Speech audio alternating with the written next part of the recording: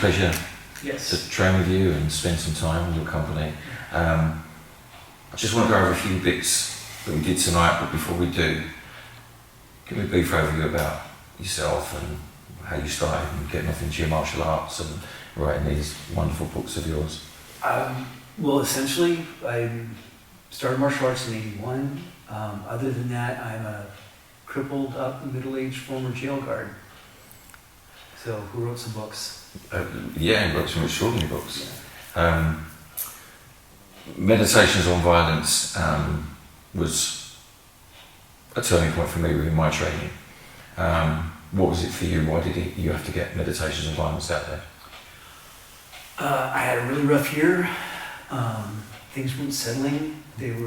For the first time, I was, waking up with thoughts from stuff that happened at work, and I got tired of poking at it inside my own head, so I wrote it down so I could poke at it outside my head. And Facing Violence was a natural follow-up for that. It was a lot more structured. Yeah, it was.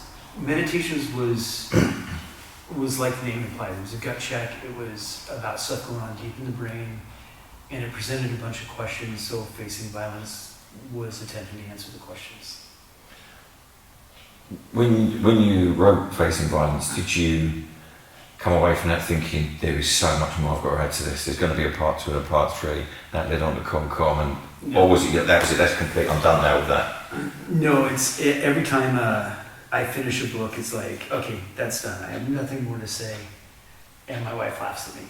Okay. And then someone asks a question, it's like, yeah, I got more to say. Mm-hmm. And so then ComCom, then Forced Decisions, which is, no one's read that one, but yeah. One step, I know, just quickly go on to the drills that we did tonight. One step was a staple of my teaching, which I got off of you, which is fantastic, and I love that. Is that something that you enjoy doing as part of your teaching? One step seems to be a staple of yours as well. I laugh because it's fun, because one step came because I completely misunderstood a written description of Ippon Kumite. Oh, okay. Yeah. All right. Yeah, George Manson wrote a description of it, and I never caught that it was scripted. I thought, that's a brilliant drill.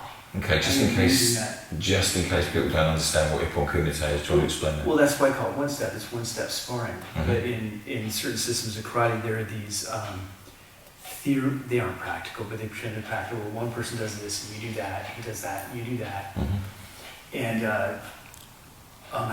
And again, I read this as a free-form drill, which it never was. So it's not the staple of my personal training. I do it, but once I trust someone that they can take care of themselves and they aren't idiots. And not saying that anyone that starts is automatically an idiot, but that's where I start my assumptions until proven otherwise. By actually speeding it up to a flow drill and then taking it all the way up to Randori to free play with a clear winner and a clear loser and a lot of bruises and an occasional loose tooth and a little bit of blood. Accelerating one step up in the corner. Yeah, is because it works. It's the sparring that I like to do is chest to chest, chest to back, but touching and staying at that range because you can incorporate everything. And it's too fast to put things in boxes in your head. It's too fast to be cognitive, which makes you integrate all of your skills. So I love that, but I can't train it safely with very many people. It's so versatile as well because you can put stacking, indexing, working in the void, operating in the void, which the stuff I've been working on for quite a while now is operating in the void. I love it. It's fascinating. Once you start working in what an artist calls negative space, it is so much easier than fighting where they are. You fight where they aren't. And it increases your skills by an order of magnitude just by changing the way you look at space. And the principle-based training, the student already does that without thinking sometimes, just if a punch or something's coming towards them, they tend to move out of the way, which is effectively operating in space, operating and working in the void. Yeah. Now it's about understanding what you can do when you're working and operating in the void. Yeah, and you see train people that don't get that, and so they try to move something into a place that's already occupied. Yeah. I don't know how many people have tried to like they're trying to break a clinch and they're pulling the arm into themselves, which is the one direction the arm can't go. So, yeah. I was watching some Tyson training videos recently, and you see how he operates very efficiently in the void, even at his age now. Yeah. You know, he's still got that speed and can see so much. You know, and moving of a guy of his size, moving and being effective in the void. Yeah. And it's there. We've all got it. Drop step. I know when I first saw you teaching drop step, it didn't quite gel with me. I don't know if you remember or not, probably not, but yeah, as I start to work on it, it's got everything. It's completely there for power generation, understanding. Again, you can still work within the... Dave, what's that? are you saying in order to understand things, you have to work on them? What? I know. Hey, who knew? Fuck. Hey, who knew? That's crazy. Yeah. That's crazy talk. So with drop step, again, seeing those light bulb moments with students, they realise that they can just generate so much power. And they use it just for free. They've already got that power for free. When you first saw that, did you actually see that off Jack Dempsey training that? I read it in Jack Dempsey's book. He was dead long before I got into this. And it's, and I can't remember now, someone said he called it the falling step in the book, but I clearly remember his drop step. Right, okay. So the memory gets weird. But he had a description, and it was a power generation that almost like it had been deliberately removed from some martial arts. You know, whoever said keep your head level in the kata, we would karate. Because almost every move in there is a drop step. Or using a drop step to coil for rising power. So it was partially that and partially the speed part. My wife's karate club brought in their top level Okinawan people, and who I refer to as the little Okinawan bastards. And they were doing a drill where they were having someone do a lunge punch at them. And I realized that they were drop stepping, just missing the lunge punch, but to the perspective of the guy trying to hit him, they were moving twice as fast as a human being can move from behind him. And I realized it was just a straight up drop step. They were just using it for distance instead of power, for distance and speed. And so distance, speed, power, it was just incredibly powerful. But there was, so Dempsey was the first clue, but then watching these Okinawans humiliating some people and being able to recognize what they were doing and how they did it was really powerful. And I think going back to my karate days, from the katas I remember, the drop step was in there everywhere. Yeah, except if you keep your head just level, not wherever, yeah, of course. Yeah. So one of the things that is necessary for all training is what we call training flaws.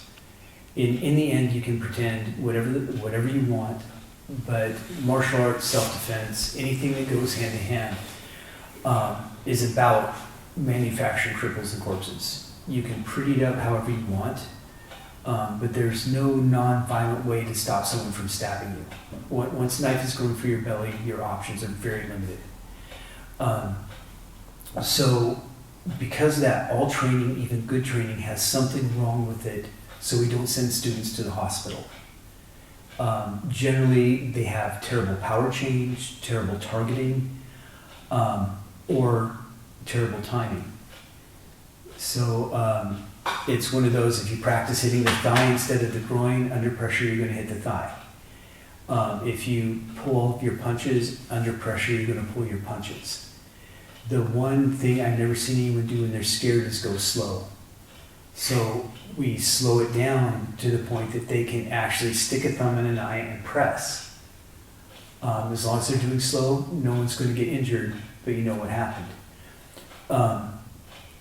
So one of the things with the one step, with going in that slow motion, is that people that are trained find the flaws in their training. They realize that they're pulling, even though we've said don't, get close, power that strike through, and they still stop without touching, or stop with touching, or actually miss altogether, because that's what they put all those reps in. So that's one of the things that really helps is is showing up the flaws that they have now. Because too many people get told that the way that they train is the best way to train, it's the end all, it's the be all, you're gonna be fine if it ever happens for real. And putting into this relatively low stress, relatively safe, very slow thing, and finding out that they are better at not hurting people than they are hurting people is a big eye-opener for some of them.